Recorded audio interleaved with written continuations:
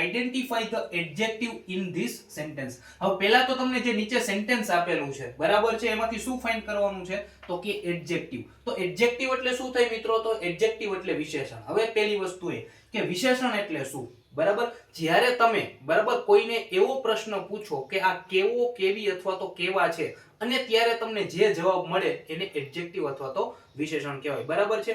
વિશેષણ શું છે મિત્રો? કે કોઈ વ્યક્તિ, વસ્તુ કે પ્રાણીના રંગ, રૂપ કે કદમાં વધારો કરે, બરાબર છે? અહીં માત્ર હું તમને ક્વેશ્ચન સોલ્વ નથી કરાવતો, બરાબર છે, સાથે સાથે ટોપિક પણ ટૂંકમાં સોલ્વ કરાવું છું. તો જોવો જોઈએ શું છે સેન્ટેન્સ, તો કે the thirsty crow drank water, બરાબર છે? થર્સ્ટી એટલે શું થાય મિત્રો? તો કે તરસ્યો, બરાબર છે? હવે નીચે તમને ચાર ઓપ્શન આપેલા છે: ક્રો, વોટર, ડ્રેન્ક અને થર્સ્ટી, બરાબર? આ જે ક્રો છે, કાગડો છે, એ કેવો છે? બરાબર, તો કે તરસ્યો છે. જોઈને ખબર પડે, બરાબર, કે આમાં એડજેક્ટિવ શું થાય? તો એડજેક્ટિવ મિત્રો થર્સ્ટી થાય, એટલે કે આનો આન્સર છે ને થર્સ્ટી આવે.